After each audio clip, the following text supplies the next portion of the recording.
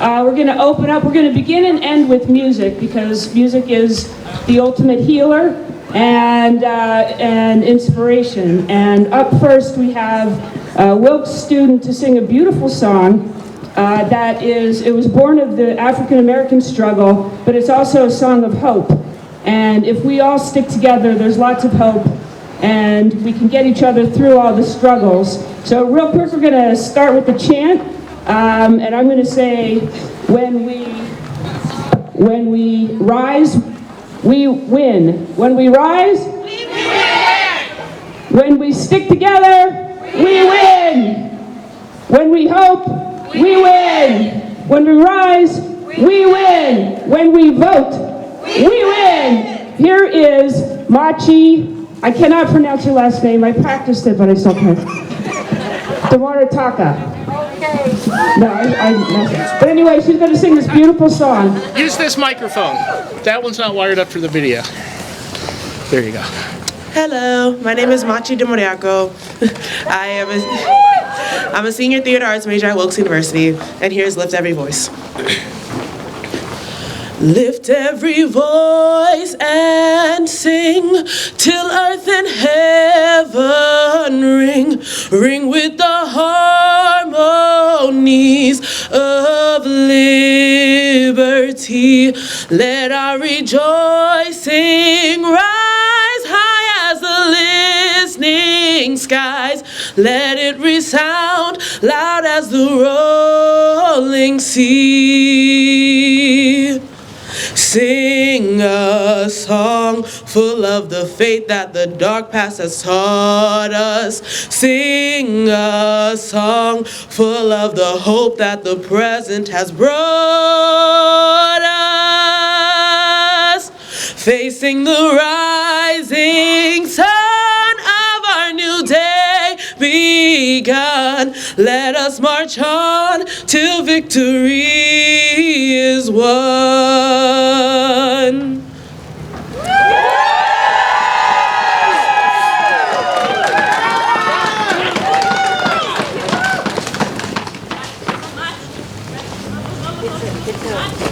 Hi everyone, my name is Cindy Malcolmus. I'm from Action Together, Northeast PA, one of the hosts of the march. Welcome everyone.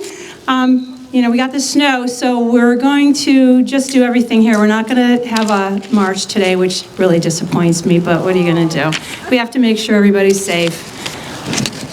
Okay, so for all of you that haven't met us yet, Action Together is a progressive grassroots organization.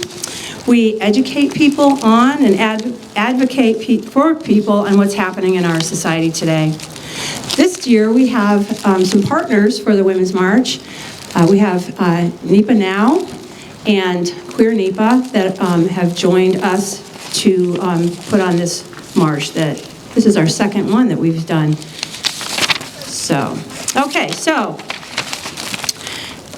And I think everybody should know that we're an official sister march, so we've been doing this in conjunction with the national organization, which is kind of cool too. So the message of the Women's March is women rising. To me, that phrase suggests an awakening. Women all around the country and the world have been becoming, right? What I mean by that is we're finding our voices and our power. So there's no turning back now, women, right? Yeah. Okay. So today we have some really exceptional speakers, all strong women, and Congressman Cartwright too, who've made a difference in people's lives. Women who strive to be the best version of themselves that they can be in order to help others become the same. I was going to say we're going to march after that, but after we finish the speakers, then we're going to have some more music to help us on our way. So without any more waiting, I'm going to introduce our first speaker is Marilyn Calderon, who is a teacher and community advocate. Come on up, Marilyn.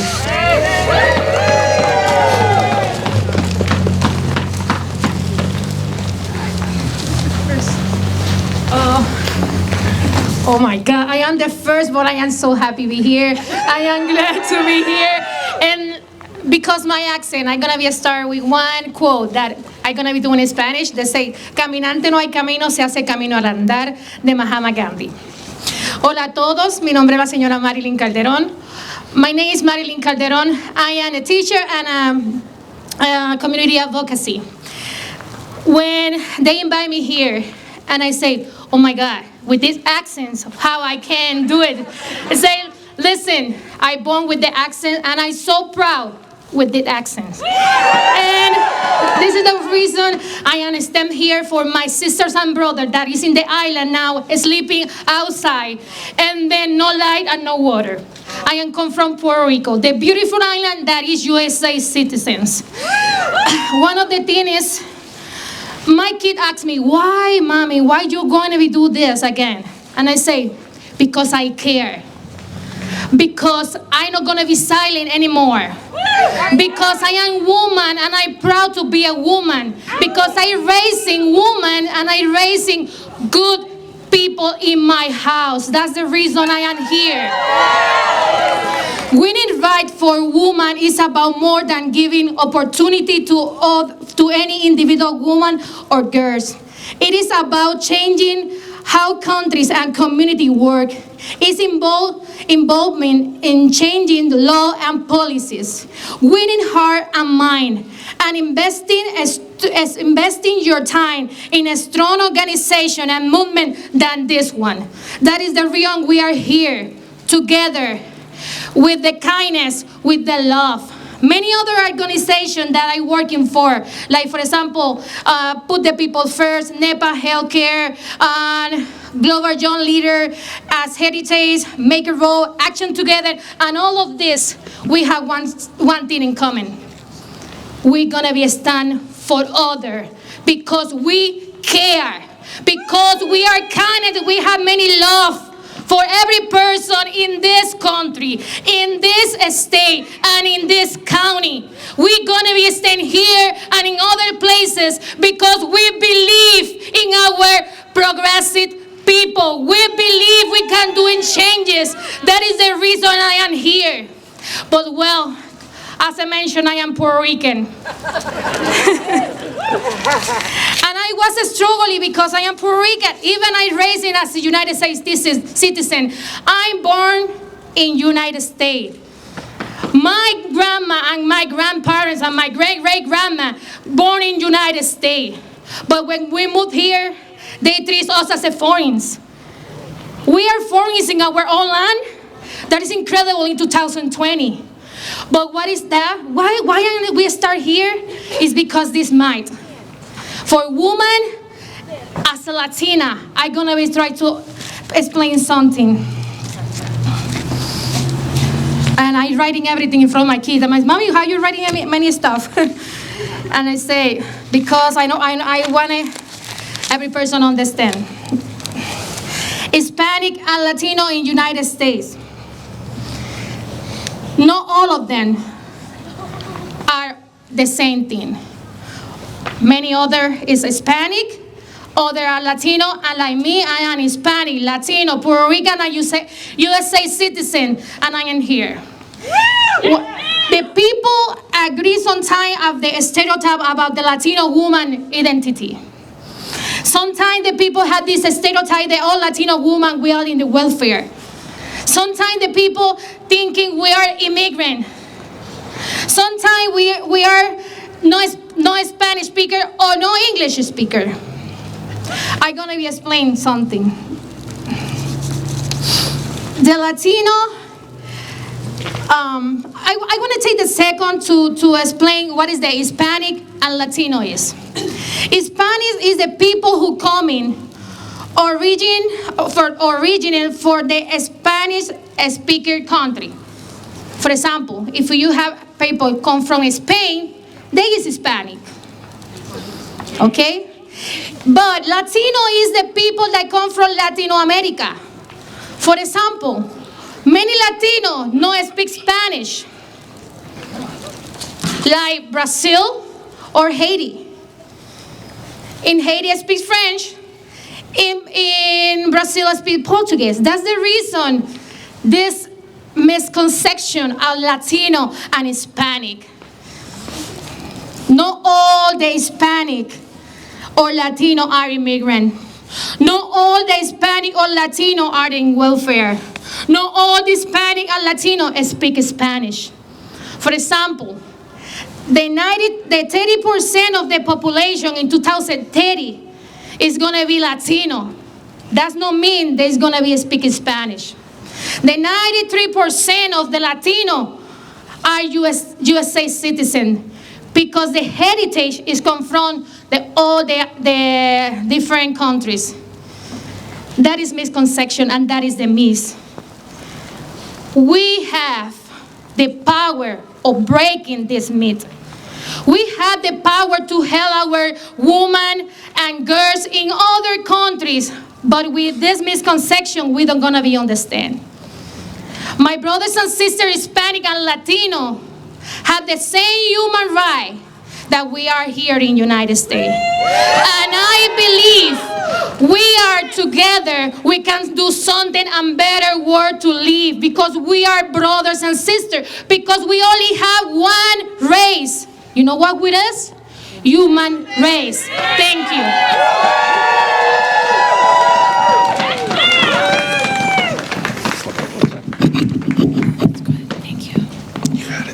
Thanks, Marilyn. Our next speaker is Sherry Jacobson, who is from Moms Demand Action. Here she is.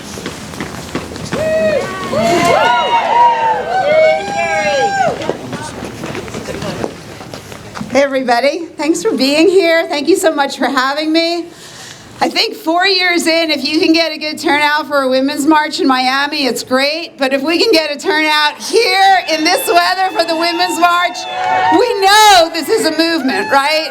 This is a movement. We are not going away. We are here to demand our rights because women's rights are human rights.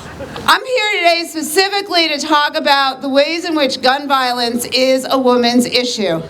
And our organization, Moms Demand Action for Gun Sense in America, is a nonpartisan, all-volunteer organization. We have chapters in all 50 states and the District of Columbia. And we are here because gun violence is a woman's issue. It's a woman's issue in two ways. One of them is really bad, and the other is really good. So let's do the bad news first. Particularly when it comes to intimate partner violence, women have a lot to worry about. There are about 1 million women in this country alive today who have been shot or shot at by an intimate partner. Every month, 52 women are killed with a firearm by a domestic partner. Unacceptable. Thank you. And this can stop. This has to stop. There is really good legislation that can make it stop. And we need our legislators to enforce and to make good laws and make sure that they are enforced. We were really fortunate in Pennsylvania in 2018. We got a bill through the Senate and the House in our state government to disarm dangerous domestic abusers. It was the first good gun laws that Pennsylvania had in about 15 years. Thank you, Governor Wolf. Right now, thank you, Governor Wolf. Right now, in our federal government, we have the Violence Against Women Act, right? That act needs to be reauthorized. We got a really great bill through the House. Thank you, Representative Cartwright, big friend to gun violence prevention. Not only did people like Representative Cartwright support that, but we got 33 Republicans supporting that bill. And what did this reauthorization do that was so critical? It updated the Violence Against Women Act, bringing it into the 21st century. It closed a dangerous loophole in there regarding dating partner violence, right? This is 2020. We can't have a Violence Against Women Act that only addresses domestic partners. We also need to include dangerous dating partners. Now, Senator Feinstein introduced an identical bill in the Senate, and guess what? It is languishing there. Jody Ernst said she was going to introduce a good bill, but it's a good bill if you're the NRA. It's not a good bill if you're a woman. So what we need to do is let our Senator Toomey, know that he has got to support a robust, effective bill for the reauthorization of the Violence Against Women Act. And we can thank Senator Casey for his support too. So please do that. You can see how critical it is that we have the right legislators in our representing us, right? And so here's where the good news is. The good news about the relationship between women and gun violence is that we are leaders in the movement to prevent gun violence. We are all leaders in this movement, and we have been really effective with our advocacy. We got behind candidates in Virginia, and with other like-minded candidates, we changed the Virginia government now to a gun sense majority. We have fabulous representatives coming out of Pennsylvania, like Representative Cartwright, women like Madeline Dean, Chrissy Houlihan, Susan Wild, Mary Gay Scanlon. Some of these women came through Moms Demand Action and decided to run for office, right? And right now, we've got somebody waiting in the wings to take over a job in the State House, Jessica Bryn Smith. Joanna Bryn Smith. We just met. I'm thrilled to meet her. So we have got to get behind gun sense candidates. How can you do that? You can text READY to 64433. This will get you hooked up with our organization. You can get emails. You can find out what's going on and when. In case you can't tell, I'm a teacher. You can text events to 64433. This will let you know about what's going on in this area. Because you know what? The last time I came here, there were no Moms Demand Action groups here. But since I was here last year, we have a group in Lackawanna County that's based in Scranton. We have a group in Luzerne County that's based out of Kingston. Thank Katie Walsh for our Lackawanna group and Melissa Janoski for our Luzerne County group. And we have a new group forming in Hazleton, if that's closer to you. Let me keep these available. That will be run by Annie Mendez. This is a group that will be serving Spanish as well as English speakers. So now is the time to get involved. Pennsylvania is one of 2 states our organization is designated as an electoral priority for 2020. Scranton is one of 4 metropolitan areas in this state. We are going to be sending resources here. We are going to be getting out the vote. We are going to be supporting gun sense candidates because this is what we are working on this year, making sure that we have legislators who care about women and care about gun violence. So please join me. Text, READY, text events, get involved. As we say in our movement, it is never too soon to prevent gun violence. It's only too late. Now is the time. Thank you.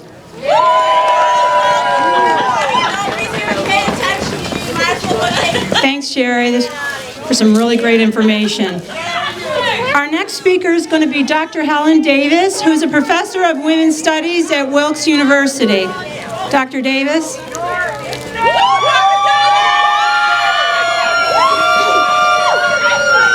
Hello, everyone. Thank you for joining us today. I was asked to speak about attempts to control our reproductive lives and our futures. To do so, we must be very clear about what is at stake when we are discussing reproductive rights. You're in the wrong place. Our rights to make our own decisions about when and if we have children, how many children we have, and how we experience sexual intimacy affect every aspect of our lives. If we do not have control over the most basic functions of our bodies, we do not have control over our futures, our health, sometimes even our very survival. The recent onslaught of abortion bills across the country have made very clear that this fight is not about caring about the lives of women or babies. They are about control. If they were about life, then laws would not be proposed that would make a 10-year-old incest victim carry a baby to term. If they were about life, then laws would not be proposed that take away or seriously restrict the ability of doctors to work with their patients to make decisions about treatment. If they were about life, they wouldn't have to lie and make fake evidence to skew the reality of procedures. If they were about life, they would at least attempt to understand how pregnancy works and respect science. I don't know about you, but I really hate the labels pro-life and pro-choice because one cannot be pro-life without believing that the person who may be carrying the child's life also matters. The Declaration of Independence asserts that we have the inalienable right to life, liberty, and the pursuit of happiness, and that it is the government's job to secure those rights. There is literally no way that a person can have the right to life, liberty, or the pursuit of happiness without reproductive rights. We also know that the history of our country has always been a history where rights were really only meant for some. The rights of those in native tribes, many of whom had matriarchal cultures like the Lenape and Susquehannock people on whose land we stand, were obliterated to make way for the rights of the white male Europeans who claimed the land as their own. But it is also a country where we do not stop fighting for the equality we deserve.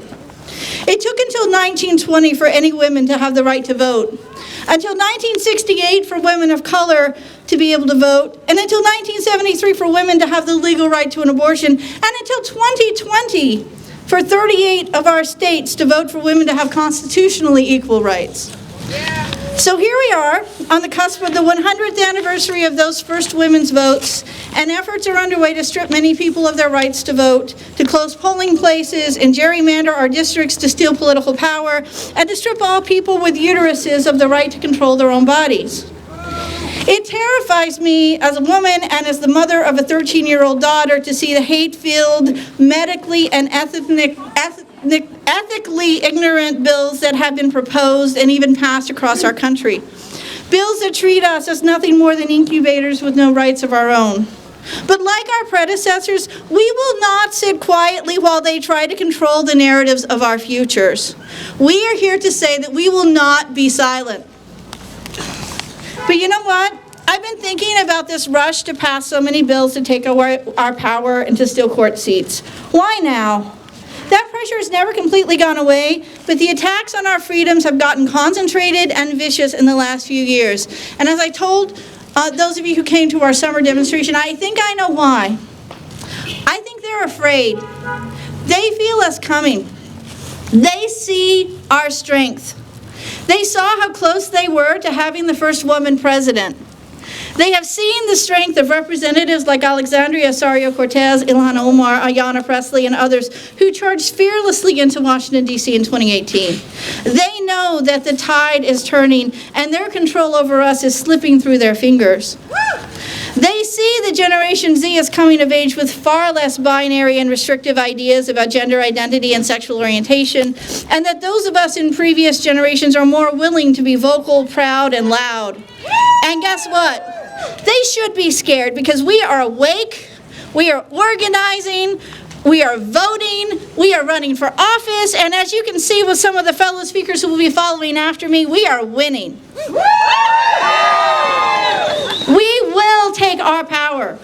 And there is nowhere in this country where that power is more important and more effective than right here in this swing county, in this swing state of Pennsylvania. Right? So let's get to work. To win this fight, we need to be very clear about what reproductive rights entail because it's not enough to protect Roe versus Wade. We are not content to protect the ground we won in 1973. We need to push for more. Reproductive rights includes the absolute authority for us to have the power to decide when, if, and how we conceive, carry, deliver, and adopt children. And if we do want children, then reproductive rights also means that we have the right to safe, supportive prenatal and postnatal care that treats our lives, our pain, and our health as important. Did you know that the U.S. maternal mortality rate has more than doubled from 10.3 per 100,000 births in 1991 to 26.4 in 2015? Over 700 women die of complications related to pregnancy each year in the United States, and 2/3 of those deaths are preventable. Much of that increase has been borne by women of color, who are 3 to 4 times more likely to die in childbirth than white women. Our country has the worst rate of maternal mortality in the developed world.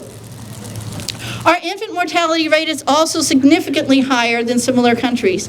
We averaged 5.8 deaths per 1,000 live births in 2017, compared to the average in other countries of 3.9 deaths. And if that doesn't sound like a big difference, that's over 22,000 babies a year. If you want to know what's possible, Iceland's rate is 0.9 deaths per 1,000 births. So if this issue is really about saving lives, we would focus our energies on ensuring that all people have access to medical care, birth control, reproductive health education, and support.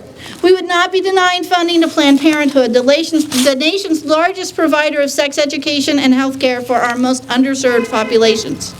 By the way, if it were really about saving lives, we also wouldn't stand by while babies and kids are locked in cages, torn away from their parents, sold away for adoption, and lost in the system. Finally, I want to remind us all that it is important that fighting for reproductive rights means fighting for reproductive rights for all of us. It means recognizing that some of us are more vulnerable to assault and lack of access to care. Trans folks, our sisters of color, and those of us without health insurance or money for reproductive care face particularly dangerous challenges. And we must all be diligent in ensuring that their struggles are at the forefront of our fight. In an essay about women's rights, one of my favorite writers, as some of you know, Audre Lorde, states that I am not free while any woman is unfree, even when her shackles are very different from my own. She also teaches us that there is no such thing as a single-issue struggle because we do not live single-issue lives. Reproductive rights are intrinsically linked to other rights, and we cannot forget that the intersections between all of our fights for justice. We must understand that all of us are negatively affected when some of us are treated unfairly. To be united, we must care about the difficulties and the disparities faced by those who are different from us, as well as those who are like us. And we must commit to using our power to create space for others' power to grow. Elsewhere, Audre Lorde also explains, when I dare to be powerful, to use my strength in the service of my vision, then it becomes less and less important whether I am afraid. In other words, if you are focused on the vision of the world you are striving to make real, when you see yourself as having the power to enact change, that strength of character and the hope and determination that comes with it will help you overcome your fear.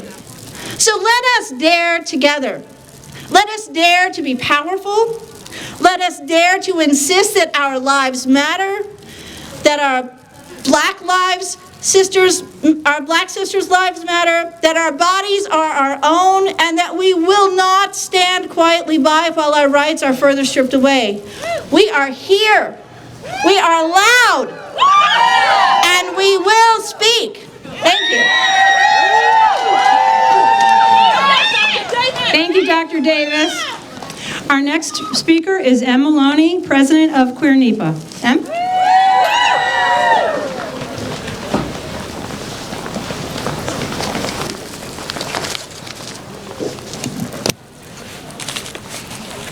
Assalamu alaikum, Wilkes-Barre. My name is Em Maloney. I'm a transgender Muslim activist and founder of Queer NEPA, an LGBT organization rooted in nonviolence. Violence against trans women and non-binary people, especially trans women of color, continues to be a rampant issue. On January 3rd, Dustin Parker, a 25-year-old trans man, was shot and killed in Oklahoma. His death is the first known violent trans death in the U.S. this year. A businessman and LGBTQ activist Parker is survived by his wife and 4 children. Sadly, this sort of violence is happening right here in our own community. In one instance, I learned of a local trans man that took his own life after my Trans Day of Remembrance Vigil. Learning this was heart-wrenching. It's my hope to see this cycle of violence be broken and in its place a more just and peaceful community. Trans people have a right to exist without fear of losing their job, the roof over their head, or their life altogether. I encourage all of you here to be loud and vocal advocates for trans and non-binary rights. Call on your legislators to pass laws that protect the queer community and raise up local voices of queer folks. With groups like Queer in PA, NEPA Now, Action Together, and the Rainbow Alliance, there are so many ways you can get involved. When we stand together like we're doing here today, we can create real, everlasting change. Thank you.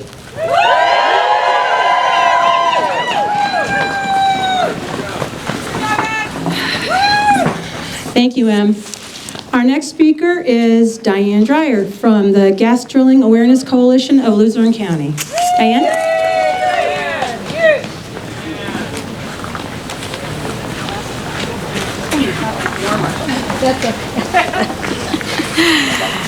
Oh boy. What better place to talk about climate change than right here in Pennsylvania on top of the Marcellus Shale, the center of a natural gas boom known as fracking. The Back Mountain, just miles from here, is a pipeline hub with 4 major natural gas pipelines and a 5th in the process. The newest pipeline under construction will carry Pennsylvania natural gas to an export terminal in Maryland, where the gas is liquefied and shipped to Asian markets. The drilling of a natural gas well can require 1,000 heavy diesel truck trips of equipment, water, and chemicals. Millions of gallons of fresh water, along with thousands of gallons of toxic chemicals, are used to frack each well. After the well is fracked, about half of the fracking fluid remains in the ground. The rest of it comes up out of the well and is considered industrial waste. Each well may be fracked up to 10 times during its productive life. Fracking requires large volumes of fresh water. The Susquehanna River Basin Commission estimates that required water withdrawal for fracking is 60 million gallons a day. Because the water becomes contaminated, it can never be returned to the watershed. We are contaminating 60 million gallons of water a day, 365 days a year, that will be then thrown away, never to return to the water cycle for use by our children and our grandchildren. In addition to the effects of fracking on the ground and the water, vast quantities of raw methane are released into the atmosphere during the extraction, processing, and transportation of natural gas. Raw methane is a powerful greenhouse gas that is 80 times more potent than carbon dioxide over a 20-year time scale. The gas industry says that natural gas burns cleaner than coal. But experts say that if you factor in all the emissions that occur during the drilling, extraction, storage, and transportation, natural gas is actually worse for climate change than coal. More devastating fires in California and Australia, persistent drought in the Southwest, record flooding in Europe and Africa, a heat wave, of all things, in Greenland. Climate-related natural disasters are becoming more frequent, more deadly, more destructive, with growing human and financial costs. And yet, Trump keeps gutting climate change regulations. The Earth is warming at a much faster rate than science had predicted. Scientists say that the acceleration of ice loss and other climate change effects have brought the world dangerously close to abrupt and irreversible changes, or tipping points. International leaders agreed that the world should act urgently to keep the Earth's average temperature increases well below 3.6 degrees Fahrenheit by 2100. Yet climate experts warn that global temperatures are on course for a 5.4 to a 9 degree Fahrenheit increase by 2100. The Trump administration itself has predicted almost a 7 degree Fahrenheit increase in temperature by 2100. In an environmental impact statement, the Trump administration made a startling assumption. On its current course, the planet will warm a disastrous 7 degrees Fahrenheit by 2100.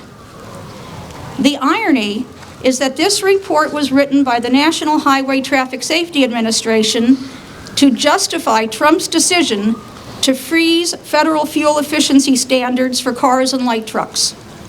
Their rationale is that while freezing fuel efficiency standards would increase greenhouse gas emissions, that increase would add just a very small drop to a very big, hot bucket.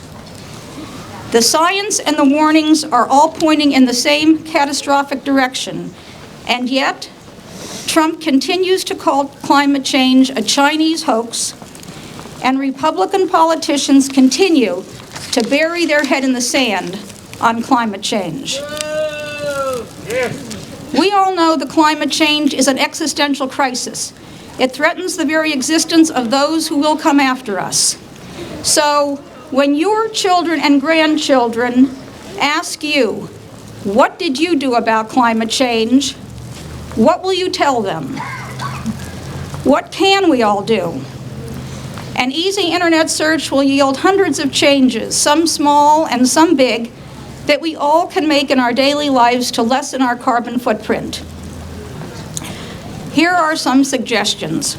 Livestock accounts for more than 15% of all greenhouse gas emissions worldwide.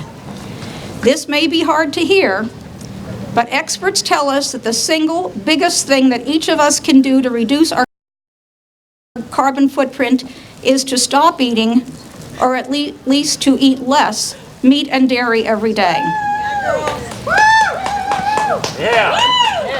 The plastics that we all use every day are made from fossil fuel byproducts. Half of all plastic products are used for a few minutes and then thrown away. Whether we put them in the trash or in the recycling bin, 91% of plastic bags, water bottles, plastic-lined coffee cups, utensils, straws, etc. are not recycled.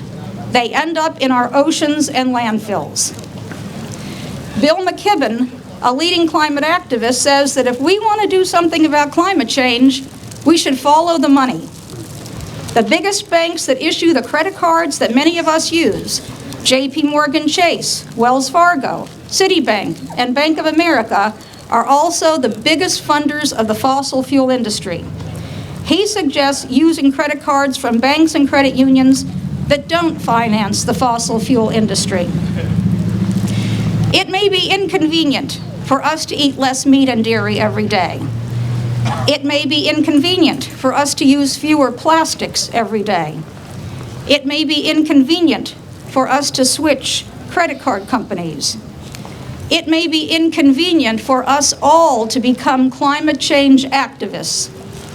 But it would be unforgivable for us to leave a planet that is not habitable for human life to our children, our grandchildren, and our great-grandchildren. What will you tell them when they ask you what you did to try to save their planet?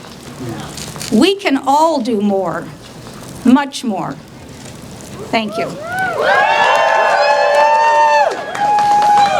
Thanks, Diane. Our next speaker is Emily Akins, who is a student and youth advocate. I wasn't able to comprehend why women were treated differently. I wasn't able to understand why men were given the right to vote, but women weren't. I couldn't understand why men were able to get certain jobs, but women couldn't get those same positions. Over time, that incomprehension grew into an advocacy for women's rights.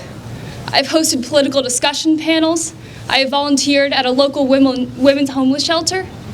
But the main focus of my advocacy has been working to get free menstrual products in all Pennsylvania public schools. I started going to representatives and asking them to start advocating for this issue because it is such an important one. There are thousands of girls across this state who go to school every day scared that they won't have enough products to get them through the day. Over time, after I starting this initiative, I became scared asking people to sign a petition to get free menstrual products in the schools. I was still in high school when I started it. I'm still in high school now. I didn't know what people would say when a 15-year-old freshman came up to them in Walmart and asked them about free pads and free tampons. Trust me, I got a lot of interesting responses. Some men can't even say the word tampon. Some men call it that time of month, not a period. And that's what it is. It is a period, and we need products for it in schools. That's right. That's right. Just a little background on the issue so you know how important it is for us to do this.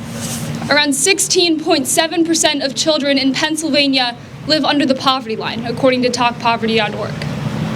About 2/3 of women under the poverty line nationally couldn't afford to buy both food and menstrual products at the same time.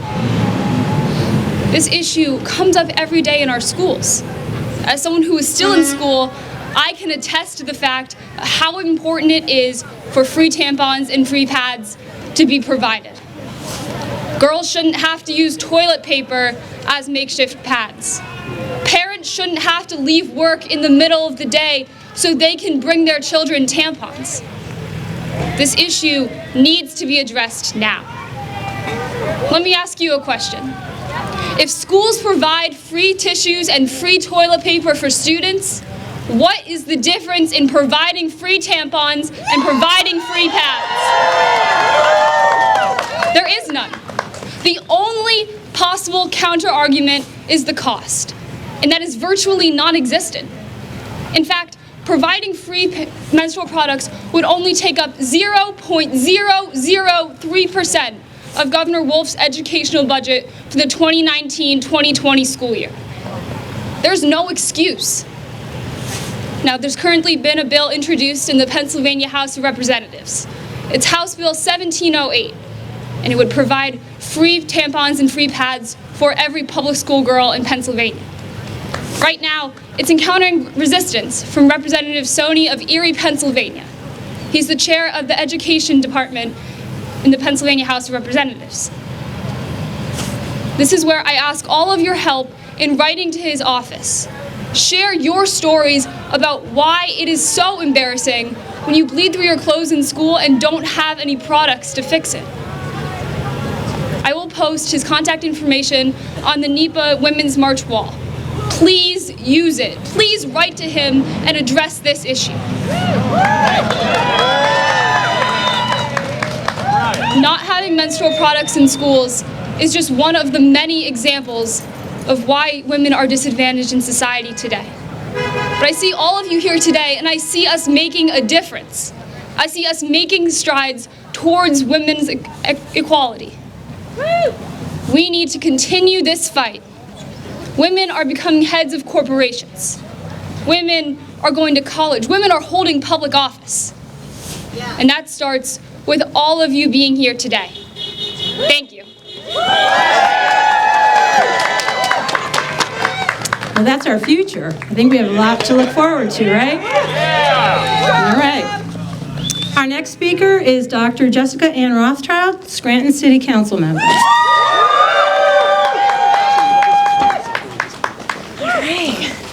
Hey everyone, feeling a little cold? Thank you all for being here. This just shows your commitment, and it's very important that we're here today, despite the weather and the conditions. Thank you so much to NEPA Now, Action Together NEPA, and Queer NEPA for putting this march together today. It's incredibly important that we keep marching and coming back each year to this. And thank you for having me. It is an honor. So for those of you who might not know me, my name is Jessica Rothschild. I recently began serving on the Scranton City Council after being elected in November. Thank you. I'm the first woman in a long time to be elected to Scranton City Council. I'm the only woman serving on our council currently, and I'm the first LGBTQ person to be on Scranton City Council.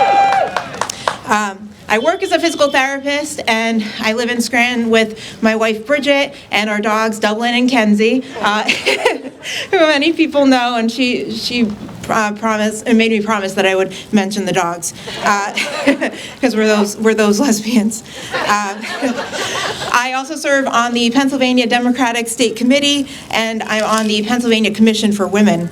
I want to tell you a little bit about my story quickly, and then I'll also be reading a statement on behalf of Governor Tom Wolf in my capacity as a commissioner.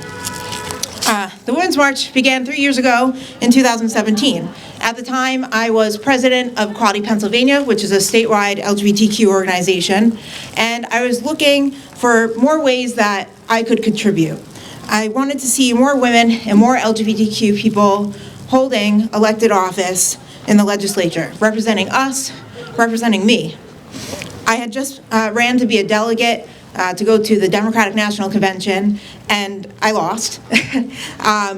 But I really enjoyed campaigning and meeting some amazing people along the way. I had a friend at the time who was the executive director of Emerge Pennsylvania, who encouraged me to apply to their training program for Democratic women. The program provided me with the skills, the training, and the network that I needed to be able to run for office. I was undecided on applying to the program until the day that the election happened in November 2016. And then it was a really simple decision for me. I knew that something had to change. I put in my application immediately, and then that January 2017, I started the Emerge trainings that would then last for 6 months. I wanted to make sure that I was prepared to run for office, and our cohort of about 25 women became very close during that time.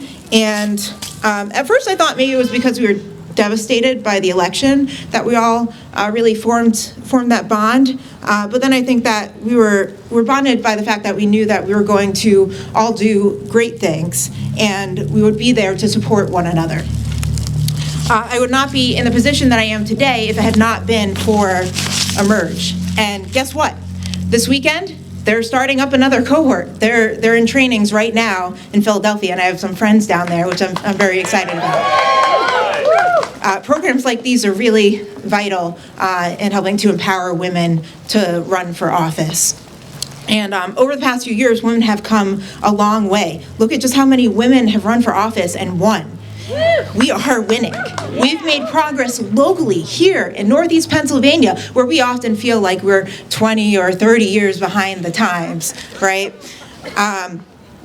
So we need to, if you're gonna ask me what we should do next for 2020, in order to make sure that our voices are heard, you could probably guess that I'm gonna say we need to elect more women, right?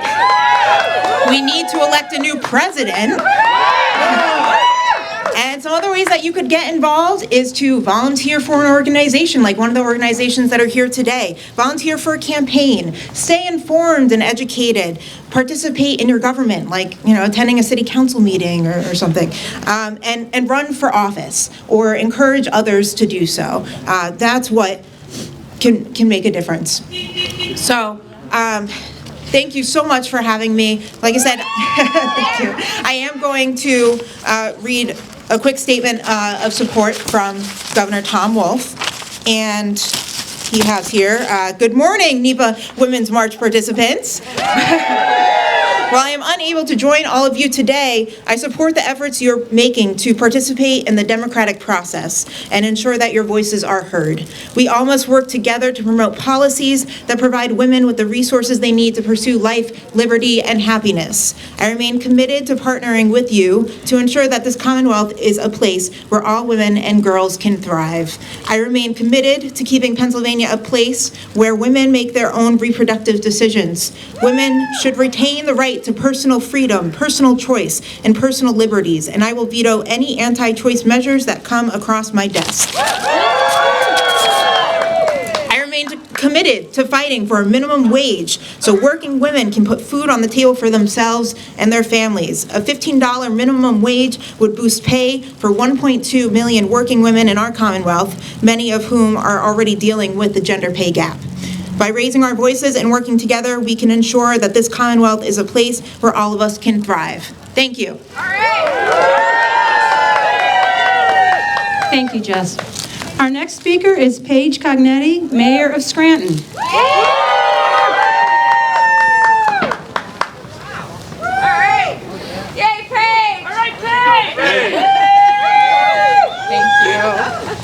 Good morning, afternoon. I think it's afternoon now. Thank you all so much for being here. I'm thrilled to be here. I'm looking forward to getting home before it gets too bad, but I've got two cell phones here. I've got one right here, which is now the city of Scranton, to make sure the roads are being plowed up there. And then right here is my mother, who's taking care of my 4-week-old. So we're all quiet right now, which is great. So thank you to NEPA Now, Action Together, and NEPA, Queer NEPA for having us here today. I believe this is the 4th March, which is hard to believe. It is unbelievable that we've been in this kind of state of things for so long. But I think some of you know a little bit about me. I'm actually from Oregon originally and came to NEPA for my first political campaign. I was working for Chris Carney back in 2005. So I come from Oregon, which has some pretty progressive representation, some pretty progressive laws. In 2004, when John Kerry lost, it wasn't just the loss of John Kerry that disappointed me so much the day after. It was Oregon thought, and the polls showed, that we were going to pass gay marriage. And we didn't. And it was as devastating that George Bush was going to be our president again as it was to realize that people were, either the polling was really bad or people were saying something on the phone that they didn't actually do in the ballot booth.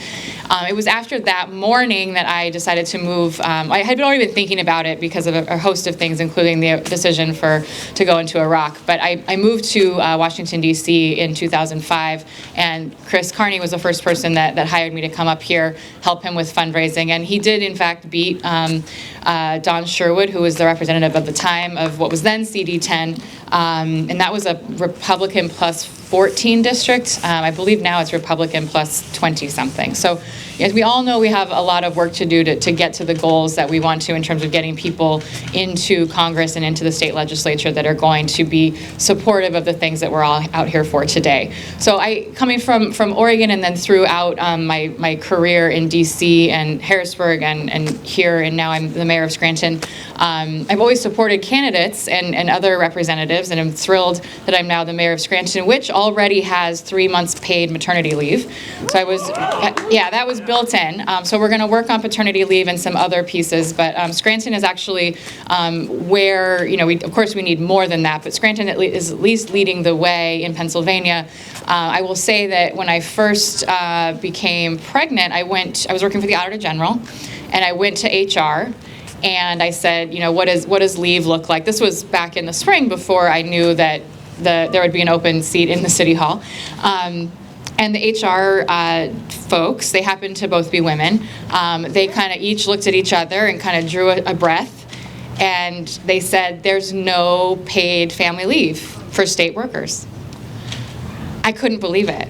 I could not believe that there was no paid leave for state workers. It just, we all here, I think, we all are probably our friends, our family, our circles often, we know that we need to fight for these things, but there are these moments in your life where you realize just how bad it is. So I've always wanted to support these things, but sitting there, my heart sank. And this is somebody, I'm very lucky. I have a partner, a husband who works and we would be able to afford for me to take leave without getting paid. We would be okay. But even me, just that gut sink of, You mean there's no leave? I would have to take any time off with my child. It would just be me going at it without any pay. So we're part of the percentage of folks that would be able to afford it, but it would still be a burden. There are so many families, the vast majority of families out there who having a child is either not something that they can do or something that ends up wholly changing their income level, wholly changing their trajectory, changing their ability to buy a house, to pay rent, to put food on the table, changes everything about them, their lives. And so I'm even more committed now to these issues because of that moment and that fact that we're just so far behind. I mean, you know the stats, you know that of the OECD countries, the U.S. comes in last, right? We're zero on the list of 41 countries, the wealthiest countries. We're we're at number 41 at 0 weeks of paid leave, where you have, I think Estonia gives 86 weeks. I don't think we're going to get to 86 weeks. But, maybe we could get up to a few months at least and then go from there. You'd think that our legislators, both in Harrisburg, across the country, and then in D.C., would understand this better. I know Congressman Cartwright understands. We know Senator Casey understands. We know Governor Wolf understands. But we have to get more people in office that actually are going to do something about it. The fact that it becomes a partisan issue is so bizarre to all of us here. I know that none of us probably can understand that, but it does come down to us getting out there, registering more voters for the primary and then in the general this year. This is a huge year, as we all know, not just for making sure that Congressman Cartwright retains his seat and is able to keep fighting for these issues. It's so important for the state Senate and the state House. We have so many seats that we can flip in the PA state legislature, but we have to keep working. We have to work really, really, really hard. It's at the local level, and I know everybody gathered here today knows that. We need to start now, both for voting and for the census. We need to start engaging our friends and our family today as if it were October of this year, right? That's really what we need to be doing. So I'm so happy that I'm able to talk with you guys. Anybody that has ideas for how we can better lobby, not just our legislatures, but our city and our local county governments for paid leave. Again, I'm going to start up in Scranton and try to figure out what we can do better there. And hopefully I learn some lessons that I'm able to then share with other municipalities of how we're going to be able to be more progressive with the city government and what we do there. So thank you all so much for coming out and come visit us up in Scranton anytime. Thank you. Our final speaker today is Congressman Matt Cartwright.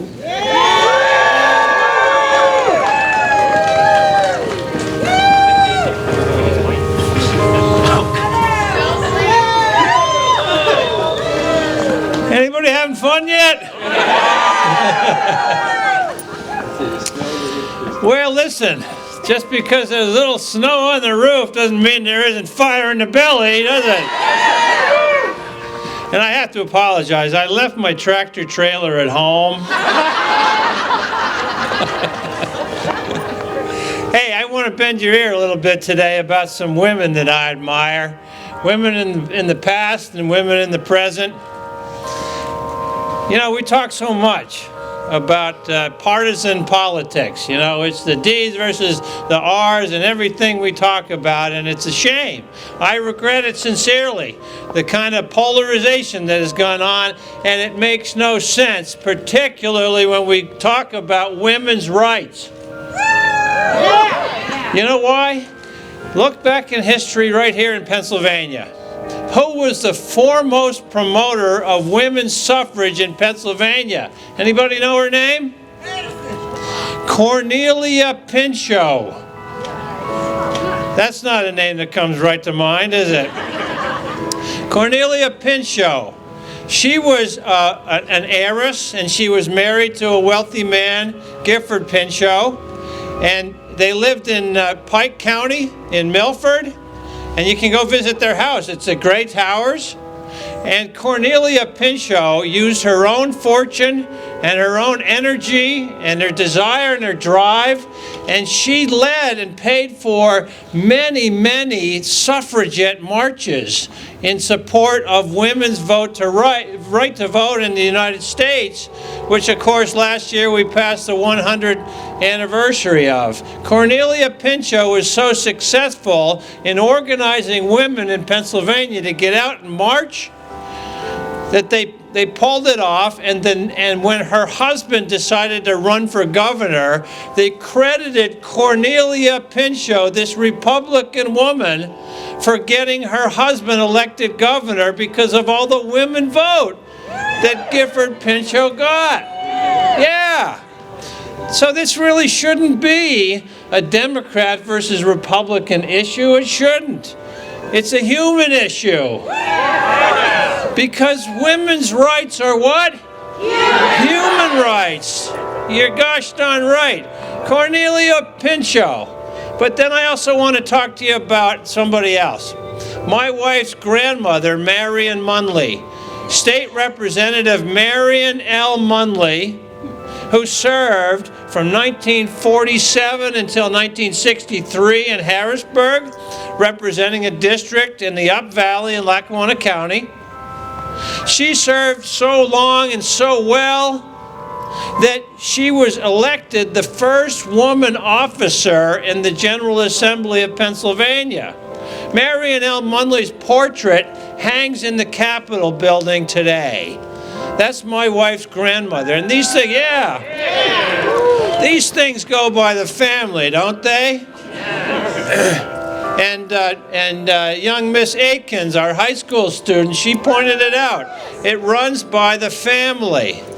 And even in my own family, I want to tell you about my late mother. My mom went to law school in the 1950s. She graduated Albany Law School in 1953. And let me tell you something, that was a bastion of male dominance, the law back then. You know, you can, in fact, Ruth Bader Ginsburg's story tells the story. You know, when she went to first interview for a law job, what did they ask her? How fast can you type? Yeah, they did. My mother faced the same sort of thing. In fact, they harassed her in law school. She was one of only 2 women in the Albany Law School in the early 1950s. They gave her a hard time. Oh, here comes my truck. We can all relax now. So these things go by the family, but the fourth woman I want to tell you about that I admire is a woman in the present, and it's my wife, Marion Munley. You know, if I didn't come out here to this march, I'd be in a lot of trouble at home. You know that, right? Look, Marion's out there every day sticking up for people that need help, that need somebody sticking up for them. She is a lioness in the courtroom, and she's one of my inspirations to go out and help regular people down in Washington, D.C. So I just want to tell you, so many of the people that I admire deeply are women who stuck up for the cause, stuck up for women's rights, stuck up for other people's rights, and that's one of the things that keeps me going. But you know, it was also mentioned about the Violence Against Women Act. We passed a robust reauthorization of VAWA this year. It was one of over 275 bipartisan bills that came out of the House this year. 275 bills that have passed out of the Democratic majority House in Washington that are sitting on Mitch McConnell's desk gathering dust. Yeah. In fact, the Violence Against Women Act has more than 30 Republican co-sponsors. There is no reason for McConnell to sit on that bill, as there is no reason for him to be sitting on over 275 Republican and Democrat-supported bills sitting on his desk. And here we reach the interactive part of my speech, ladies and gentlemen. Your part is do your job. Okay, ready? Mitch McConnell, do your job. Mitch McConnell, do your job. Mitch McConnell, do your job. That's right. I don't know if he can hear us in Kentucky, but that's the thing. And why is he doing that? Because he's pushing this false narrative that all the Democrats are doing in Congress are going after Donald Trump and we're not doing anything else. How can you possibly say that when we have passed over 275 Republican-supported bills that McConnell refuses to move? The only one who's doing nothing in Washington is Mitch McConnell. Do your job. That's right. So, demand a fair trial. That's right. So I'm here to tell you, it's not a Republican thing, it's not a Democratic thing sticking up for women's rights. It shouldn't be, and that's why we had so many Republican co-sponsors of the Violence Against Women Act, and there ought to be more and more bipartisanship in Washington. I work for that every day. I consider it part of my job to form deep and lasting friendships with Republicans, because we're not going to get this done with just one party. We've got to come together and do things like enhance women's rights and do all of the things that make sense for America that are represented by these 275 bipartisan bills. Stand up for the environment. Is Diane Dreyer still here? Yeah. Great speech, Diane. And I'm here to tell you, thank you for coming out and braving this cold, because doing things like this bring home to us the importance of the quest that we're on, making sure America is a place for everybody, where every person can succeed. Men, women, gay, straight, white, any colored people of every sort. I'm talking, and we had a wonderful, wonderful event last night, by the way, to celebrate the Martin Luther King Day at the courthouse. I'm here to tell you, it was a wonderful thing, and it was a heartwarming presentation. Anybody know Ron Felton? Yeah, Ron Felton, president of the Wilkes-Barre chapter of the NAACP, he got up and he gave a rendition of the Martin Luther King "I Have a Dream" speech, which he has mostly committed to memory. Wow. It's unbelievable. So I was so proud to take part in that. Ladies and gentlemen, thank you for joining us today. Let's continue to advocate. Let's continue to raise our voices. Let's continue to do what Americans do best, is make democracy work by making sure all of our voices are heard. Thank you all so very much. Thank you, Congressman. And thank you, everybody, for coming. We're going to end today with some musical entertainment again by Jolly Logic and the NEPA Women's March Choir.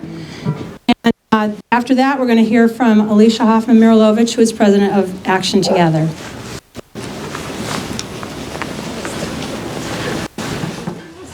All right, everyone. As Cindy said, my name is Alicia Hoffman-Mirilovich, and you all know me as the president of Action Together. And on behalf of Action Together, NEPA Now, and Queer NEPA, thank you all for coming.